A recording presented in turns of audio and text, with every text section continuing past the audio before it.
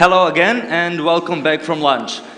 Since we had some problems with the connection and with the technologies during the previous session where we wanted to play Dr. Spin videos, we will now watch one or two Dr. Spin videos before we proceed to our next panel.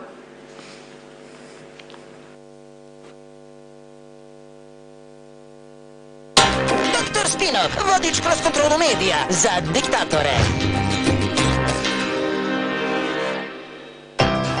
Dobro jutro, dragi gledalci. Ja sam dr. Ernest Spinović. Za prijatelje, Dr. Spin. Vi gledate džepni vodič kroz uzbudljivi svet medijske cenzure i manipulacije za diktatore, ali i sve one koji se tako osjećaju. Jutro sa Dr. Spinom. Dok mastite brk nesumnjivo ukusnim i visokokaloričnim beručkom, potražit ćemo odgovor na pitanje koje vas je sigurno dugo mučilo. Kako do manje slobode u medijima? Kao i uvek, rešenje je u pravilnoj dijeti. Logika je jasna. Ako novinar kritikuje vlast, bit će gladan. Ali, ako bude gladan dovoljno dugo, prestaće da bude kritičan. A kako to da postignete? Evo ovako. Idemo, momci! 1, 2, 3, 4. Tržište uništi, oglase ukini, projekte odbi, donacije seci, pošalje im poresku, kaznom opali, tuži ih sudu, po džepu razvali. A kad dođe prvi, i stomak se vrši, plate opet nema, a stižu računi, donesi im kopu i lepo zamoli. Evo ti jedi, al najpre učuti! Ova laka vežba izvodi se svaki dan dok vas ne zavole. Ili dok... pa znate već. Probajte danas i ostvarite rezultate i do 3,5 puta brže nego drugim metodama. I upamtite, samo gladan novinar je dobar novinar. Doviđenja, dragi moji, doviđenja.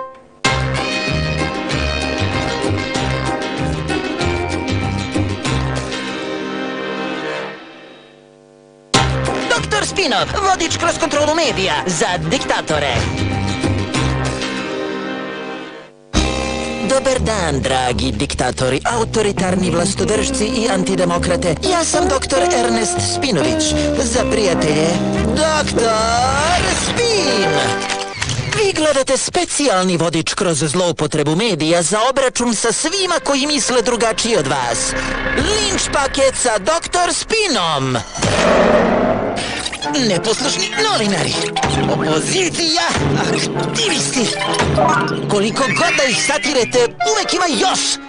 Kroz istoriju postojali su brojni maštoviti načini da se u prijatnom i opuštenom ambijentu na denane raspravite sa svima onima koji ne uviđaju božansku mudrost vaše vladavine. Da.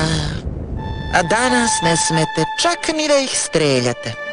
Medije u šake i dajte im suđenje, kakvo zaslužuju. Najpre sastavite optužnicu. Ne znate za šta da ih okrivite? Lako je.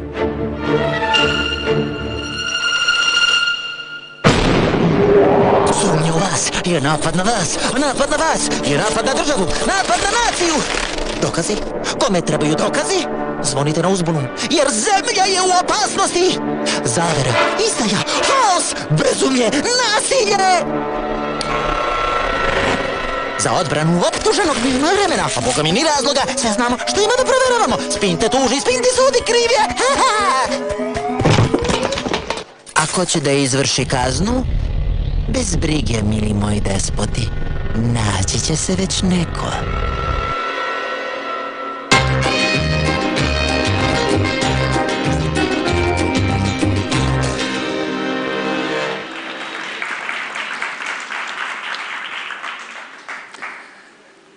That was very interesting Dunter spin, and before we proceed to our next panel, I want to share a few information with you.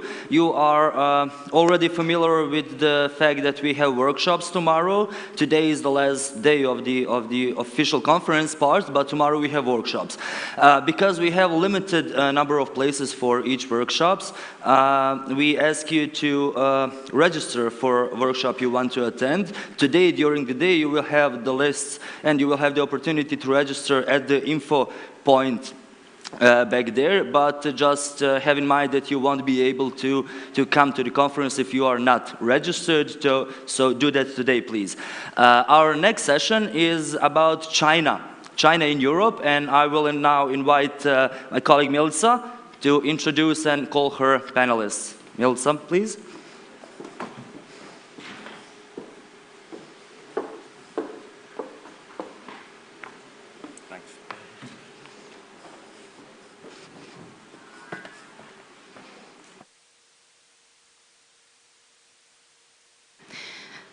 Didn't we agree that no one should turn off the microphones? Never.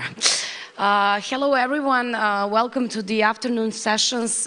It's after lunch. I know that this is a difficult time to listen and to talk, but we have the topic that we rarely discuss in this region, and we rarely have opportunity to hear from experts.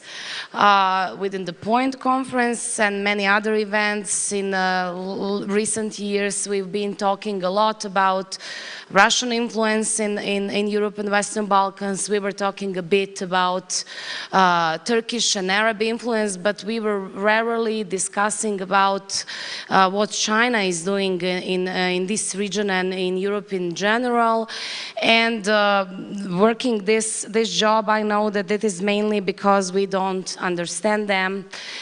We don't understand China, and we have very few experts actually to talk about this issue.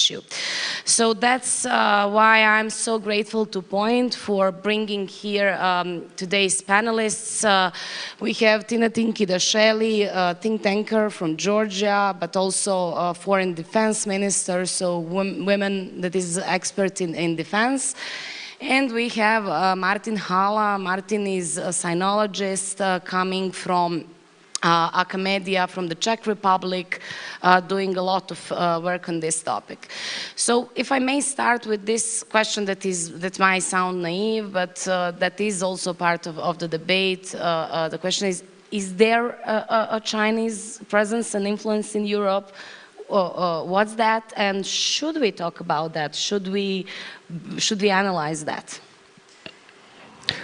Thanks, and good afternoon. So it's kind of interesting that people would even ask the question whether there is Chinese influence in Europe. I think, as we have seen in the earlier sessions, everybody is certain that there is Russian influence, for instance, in Eastern Europe. But a lot of people don't see the Chinese influence, and that's striking if you take into consideration that you have phenomena in Eastern Europe like the 16+1, or now even 17+1, which is essentially a block of countries organized by the People's Republic of China for relationships with China. You know, there is an annual summit of the prime ministers. There's all sorts of meetings. There's networking. There's people going back and forth to China from around the region. So obviously, there's quite a bit of political influence. This is something that Russia, the Russian Federation, cannot even dream about organizing something on this scale. Yet at the same time, people still are asking, so is there Chinese influence? So why is it? Why is it that people do see the Russian influence, but they do not quite take in the Chinese one? And of course, the main reason for that would seem to be the cognitive gap. Especially in Eastern Europe, we tend to understand Russia much better, or at least we think that we understand Russia much better than a faraway place like China, which is not only distant geographically, but also quite removed through the linguistic barrier and things like that. So we do not have a very good understanding of what contemporary China is, and we certainly do not understand the mechanisms through which the People's Republic of China, and specifically the Communist Party of China, are projecting their influence not only in Eastern Europe, but nowadays pretty much globally. In Eastern Europe, much of this Chinese influence is disguised as what the Communist Party of China likes to call the economic diplomacy. And quite a few people around Eastern Europe and even beyond do believe that there's actually nothing political about these relationships, that it's all about economic opportunities, especially investment and trade. But if you look at the figures, they do not quite correspond to this notion. The economic impact of the People's Republic of China throughout the region is very limited. There's very little investment. There is some trade, but most of the trade is very uneven, with a huge discrepancy between the export and import.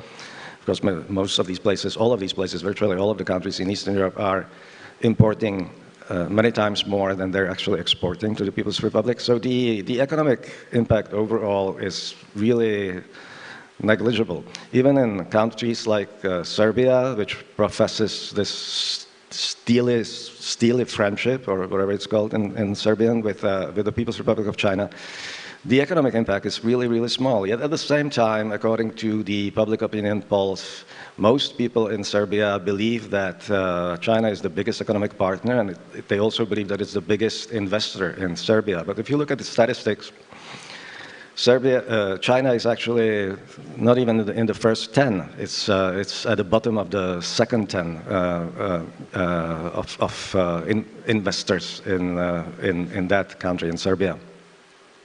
So, in short, we have generally very misguided perceptions about Chinese impact in the region. I think we oftentimes confuse economic relationships and political ones. I would argue that the relationships that East European countries have developed with the People's Republic of China are mostly political, and only secondary economical. So that's the short question, or rather, long answer to a short question.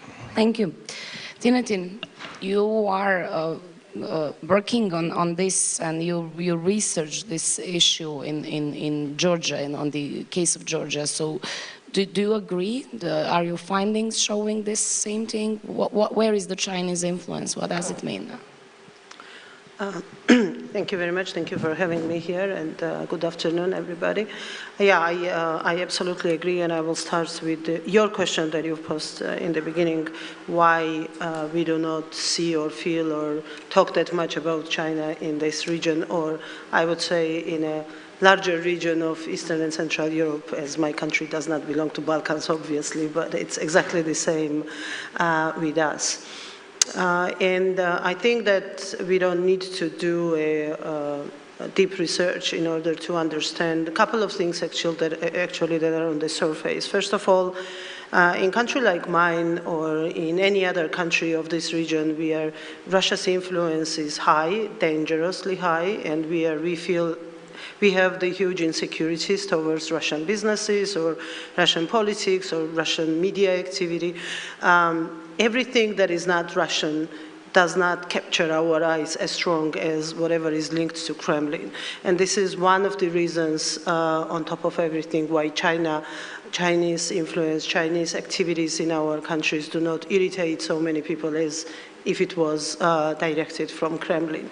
Even more, in my own country, everything that is said by Chinese companies or Chinese investors coming to Georgia is seen as a way out from this closed cycle of always being forced to be engaged with Russian businessmen or Russian money in whatever dealings you have in order to be successful and to have your business profitable.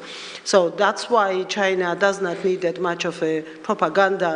Propaganda is there by itself that they are the bigger, they are portrayed as bigger, more influential, with more money, more potential, their market is larger than the Russian market, and on top of it, they do not have troops, soldiers, tanks on the territories of those countries where they go.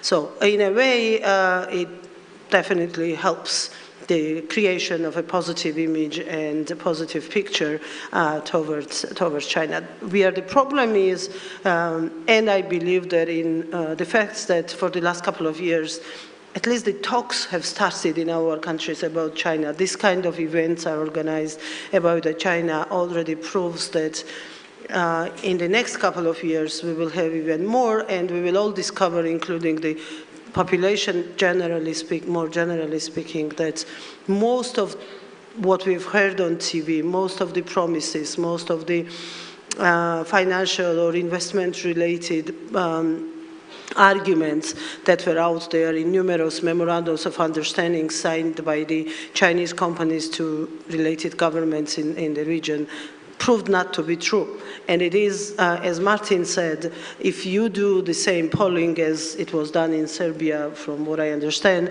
asking people who is the biggest investor for your country, yes, it will be probably the same for my country. People would have China put in top 5, I would say, perception-wise. But the truth is that, yes, exactly like in Serbia, they are not even in top 10 or 15. And so far, in spite of lots of talks, lots of paperwork, lots of documents signed, brilliant, very expensive events throughout the last 5-6 years, we have not seen anything tangible or anything particularly big in terms of investment or business activity on the ground.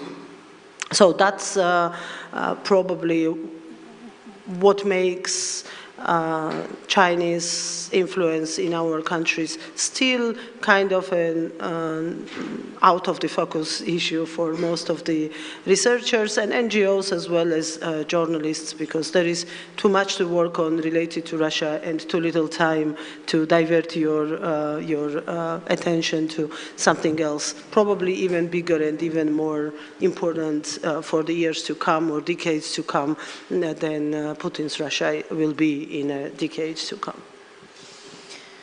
So, from everything that you said, I understand that China is building an image, a positive image in Europe and in this region. And can we talk a little bit how that influence is being exercised? What is actually going on?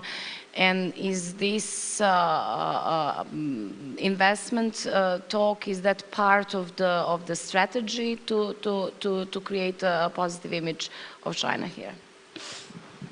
Yeah, so this is the crucial thing. So we need to understand and we need to analyze what are actually the policies on the Chinese side.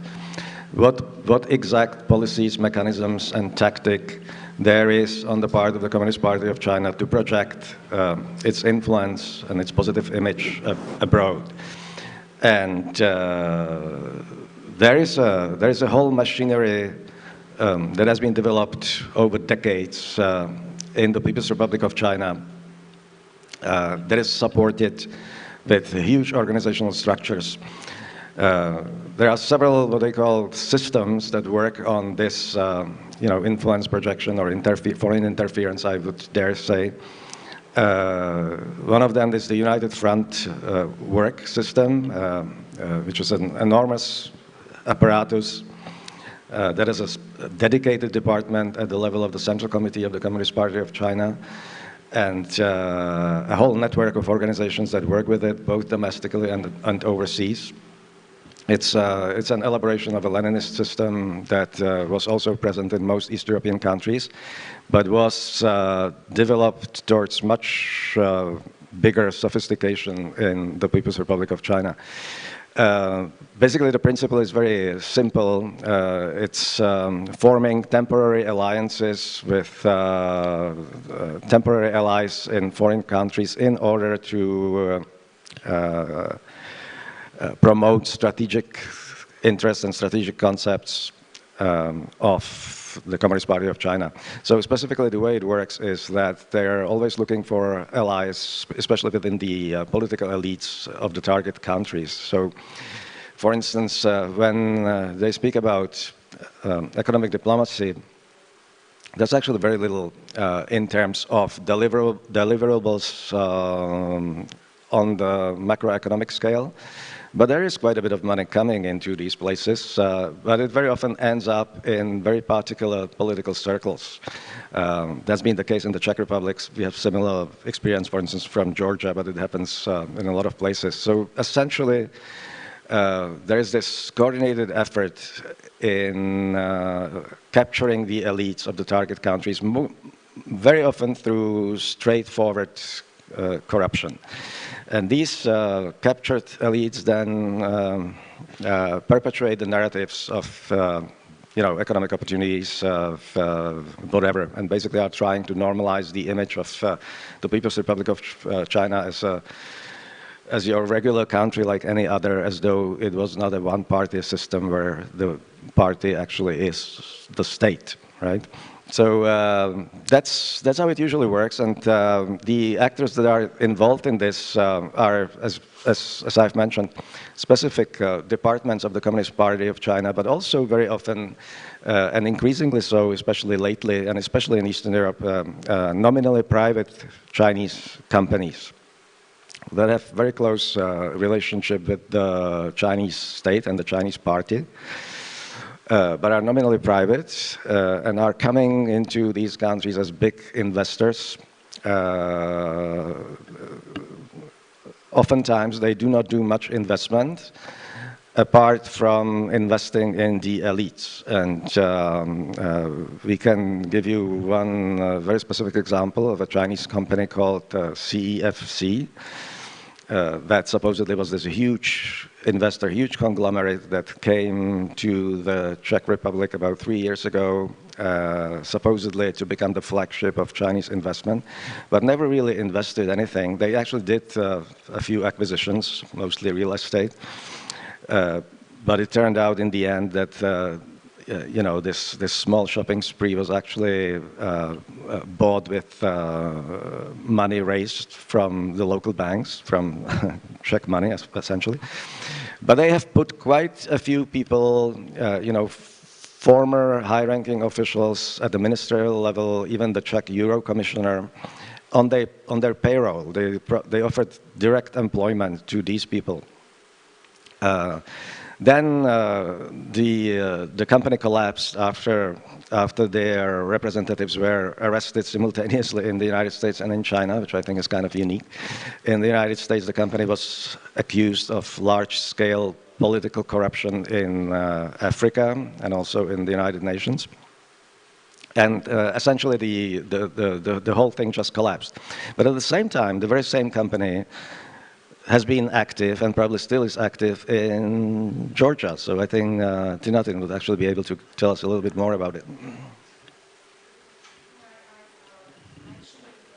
Read what you were writing, and in this region, we still don't have comprehensive research that would, illustrate what is going on. But what we know now is that followers know that the presence is normally related to some kind of office abuse, corruption.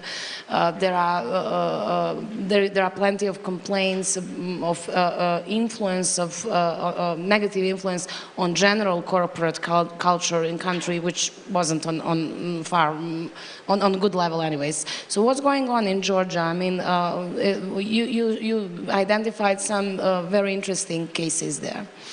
Well, everything that was said by Martin was exactly repeating itself in my country as well. The same company, same political capture. We had our former prime minister employed by this company as named as the head of the Central Asia Caucasus division, whatever, big name, long, nice name, as well as some other guys from the previous government working for them. The biggest problem that we faced in Georgia can be characterized in several paragraphs. First of all, Chinese companies are not famous for being necessarily transparent, as well as the Chinese policy, generally speaking. And when they come to a country like Georgia, which is not very much eager to transparency as well, then you have kind of a natural connection between the two. So we've got, actually CFC came to Georgia or became active in Georgia after the scandal in New York, and nobody obviously mentioned that all the conferences and events held in Tbilisi, in the capital of Georgia, were together with a company whose case was investigated all over the world for pretty high crimes related exactly to the corporate behavior. So we've got our former prime minister employed by them right in the middle of the court hearings in New York. It obviously creates a huge problem for the credibility of the country, credibility of the business environment.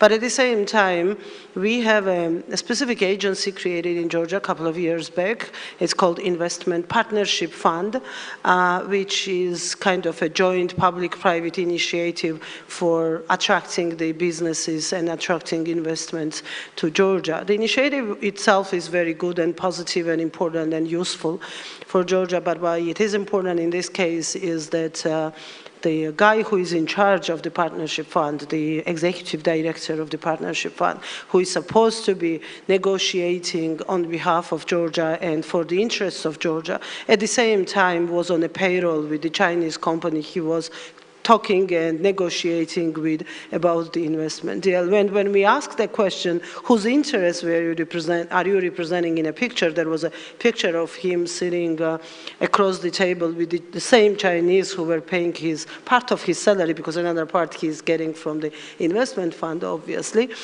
He said that, well, we are all friends and we do not have anything to dispute and argue about. What's the problem? They are investing in Georgia, everybody is happy.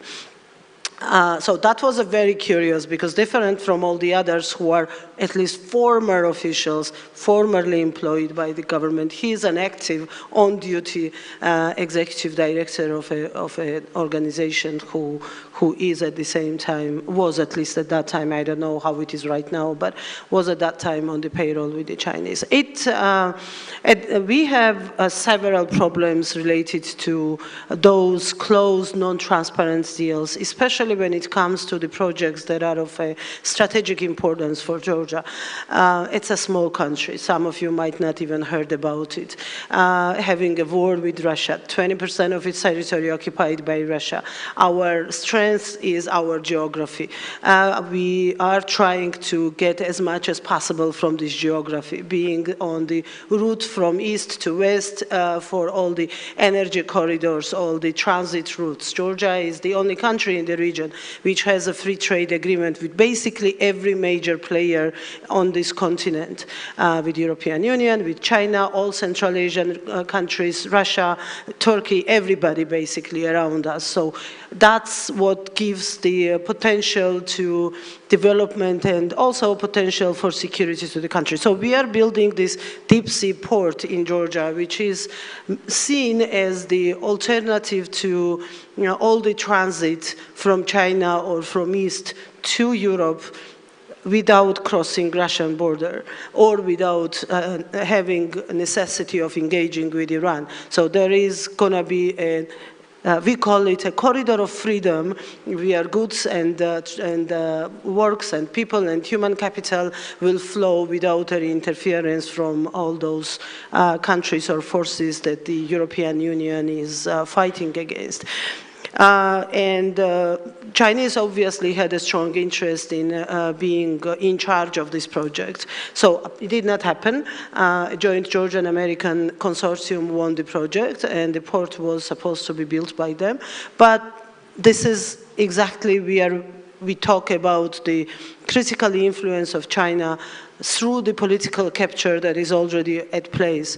They could not enter the contract from the door.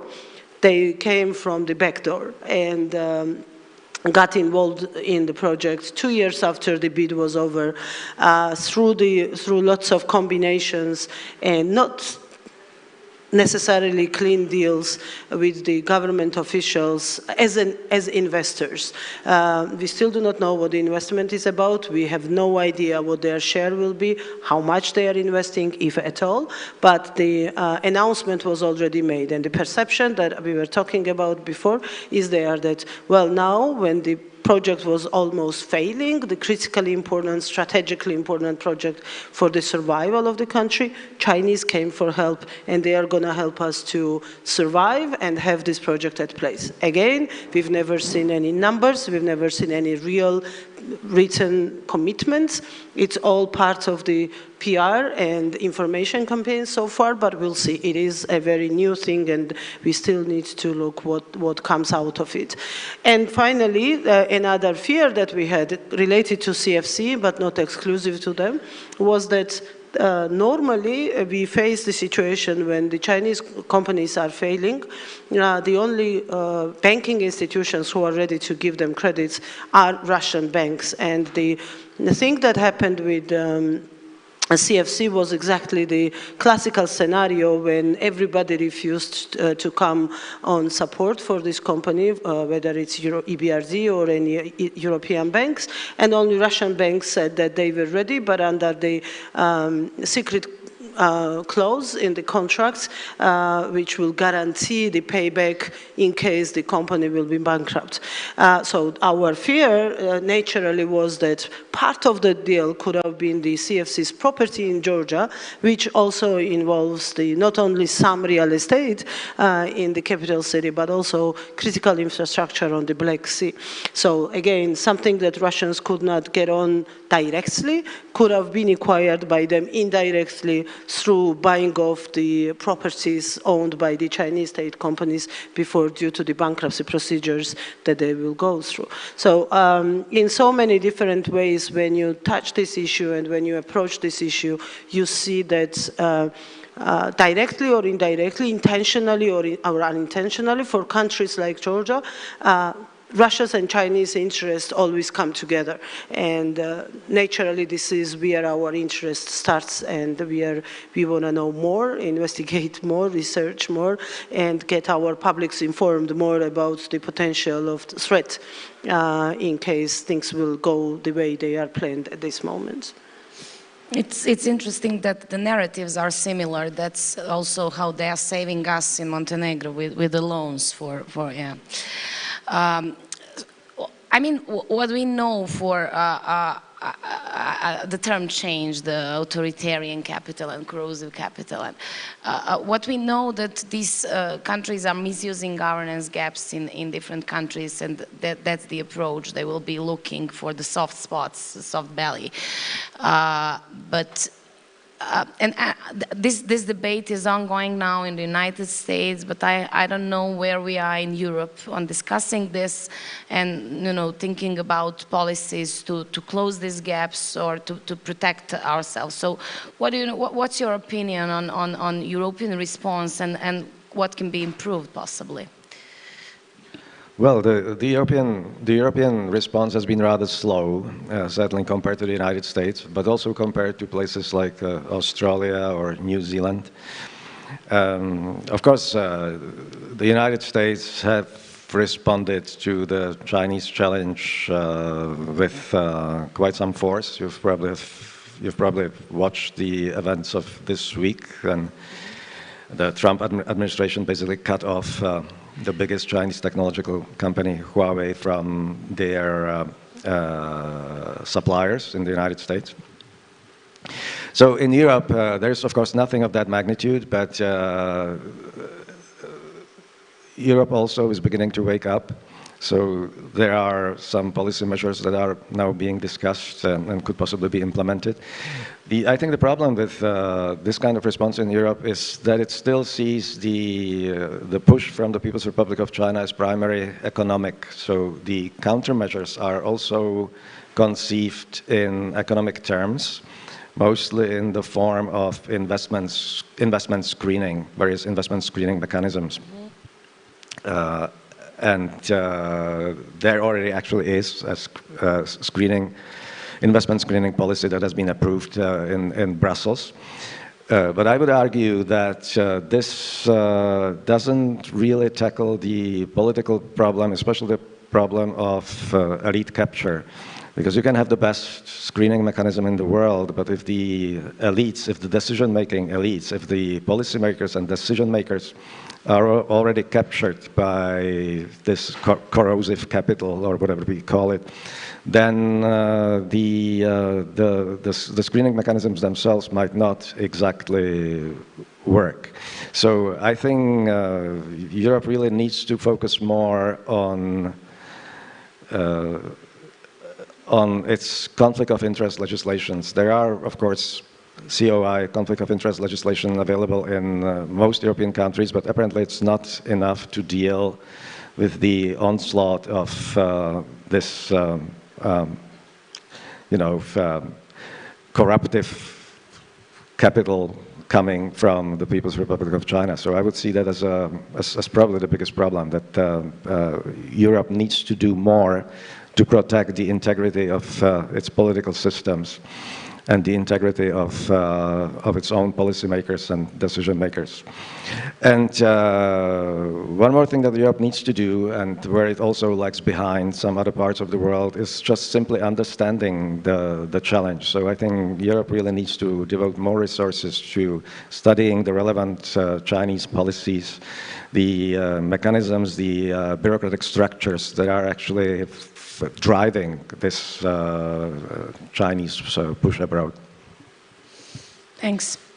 Timothy, your take on what could and should be done by the European Union, but also our countries, our governments. Yeah, I think that, first of all, I believe that 16 plus was a mistake. I believe that it's, when it comes to the strategic decision-making and strategic partnership, European Union should stay as one, with a single voice and single strategy. Otherwise, it makes EU very vulnerable to everybody, not just China, but any other player who will start to believe that they can cut as individual deals with the individual member states rather than European Union talking in one voice.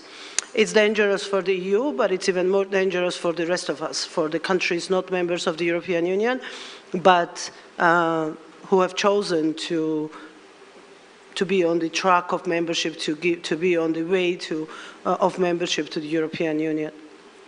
We need now, probably as never before, EU unified, standing up with one voice against all those authoritarian forces out there threatening the basic freedoms of our nations.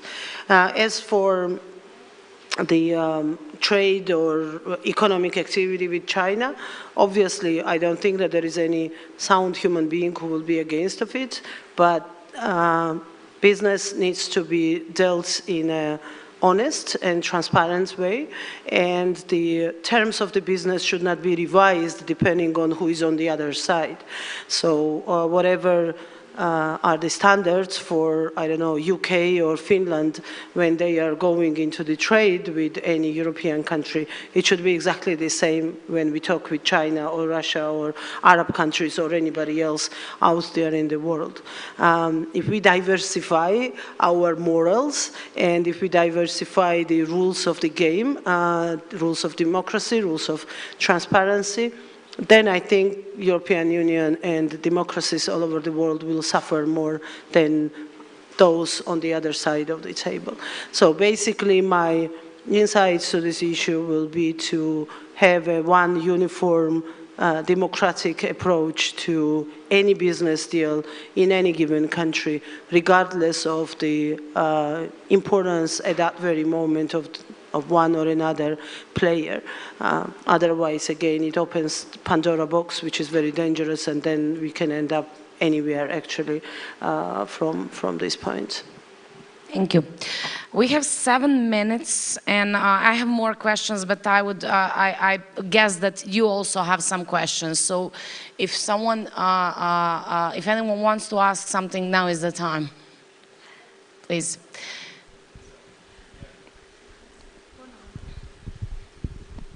Hello, everyone. Thank you all for this discussion. I would like to say, first of all, a couple of remarks. I think you haven't come to the gist or to the core of this story, especially when it comes to the influence of China in the Western Balkans. First of all, I come from Montenegro, and the Chinese influence in Montenegro is extremely felt, I would say. Chinese are building our biggest infrastructure project in history. They're currently building the first stage of the highway, which costs, that's I would say approximation cost is about 800 to 900 million dollars. And we have taken the loan from the Exxon Bank, which of course is, as one of the panelists said, it's one of those private companies from China, which actually is owned by the Chinese government. They offered us a loan. Although our government hasn't signed any hedging agreements or anything else to prevent any fluctuations or any rise of that loan. So first of all that, and the second thing is that the whole motorway will cost approximately more than $2 billion, and it is estimated that Chinese will probably build the rest. One of the things is that as I have investigated the influence of China throughout the world, in more than 60 countries you can feel the influence currently. They're building from bridges, motorways, or factories, or ports, or anything around the world, and especially in countries that have absolutely no democratic capacities, in countries that are mostly autocratic, in those, because China doesn't care who is governing. They only care to bolster their interests. So, and they are doing something that we call in geopolitics diplomacy or death, death diplomacy. For example, as they did in Sri Lanka, they literally overtook the governance of one port. It became, because the Sri Lankan government couldn't pay all the loans, Chinese have taken charge of one of those ports, and that's something that probably is going to happen in many other countries. So what I would like to ask you is, how can we prevent this diplomacy of that? Because it seems that, especially in Montenegro, I think that will be a huge burden, because I have no idea, and nobody has any idea, how we are going to pay off this gigantic loan that we took from the Chinese bank, and it's going just to rise and rise. How are we going to, prevent this from happening in other developing countries? And I think that the problem that China faces, which face with China, is much more of an economic one, and later on it will become also a political one when they gain more influence because of this diplomacy of that. So I think that in the whole of the region we can feel. Not only in Montenegro, in Serbia, they're building big infrastructure projects. For example, in Albania, they have... Oh, sorry, please. I mean, let's see, we have really little time left. Sorry, Milica, sorry. But the thing is, you haven't touched on the core things here. So I'd like to hear about the depth diplomacy, how we can tackle it. Thank you. Hvala. Go on. Well, that's actually a host of problems. So I think the most important one is what you call the debt diplomacy. And according to multiple statistics, the debt diplomacy does concern a relatively small number of countries. So it could be a problem in Montenegro because of the highway. It is definitely a problem in Sri Lanka. It is a problem in Pakistan. It is a problem in Laos. It is a problem in Venezuela. But in most other places, there actually isn't enough Chinese money to even create the debt diplomacy problem. So it's a very specific problem that actually only touches several countries. So I would be careful not to generalize it, globally. Apart from Montenegro, in the rest of Eastern Europe, I don't think there's one single country that would actually face this debt trap problem. The second aspect of it is that I still think that the main issue is political rather than economic, because of course there had to be somebody in Montenegro who made the decisions for the country to take on this debt burden. There had to be some sustainability studies that should have probably warned the country that this kind of construction may not be sustainable in the long term, right? So, ultimately there is a political decision, and I would be very curious to see who made that decision and how these people may have been connected to some business interest behind the construction of that highway. You will remember that in Macedonia they had a huge scandal a couple of years ago when tapes were leaked from telephone conversations between the then prime minister and the director of another Chinese company that was building a highway there, discussing bribes at the magnitude of tens of millions of euros. So, again, I would think that the elite capture, the corruption of the elites, the targeted corruption, the strategic corruption, in my mind, would really be the core of the problem. But thanks for your question.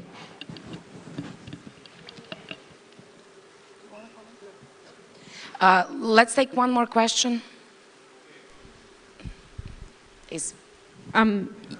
Actually, you during your talk, you talked about the relationship between Chinese companies and Russian companies. That Chinese companies, as far as I understood, in Georgia, came in and would invest near the Black Sea, and then afterwards they'd go bankrupt or leave, as far as I understood, and then Russian companies would come in.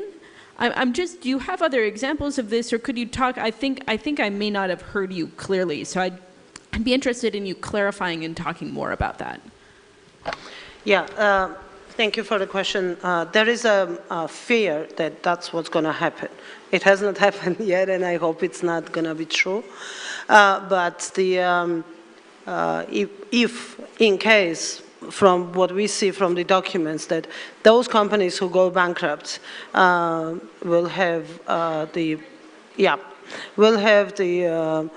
Russian banks as a guarantor of this bankruptcy procedure, then there is a potential that all the property that they own will automatically go to the banks who they owe most of the money, right? So that's where our fear is. But again, that's not the only problem that we are facing with them.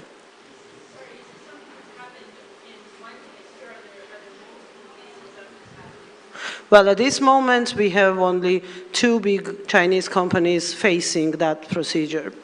We'll see about the rest of it.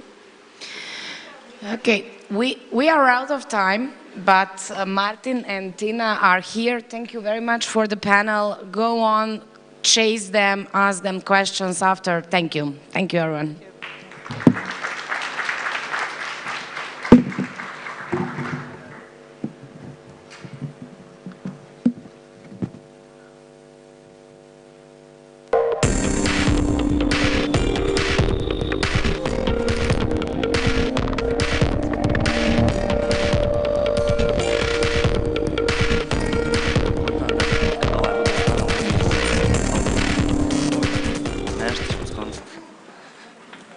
wait.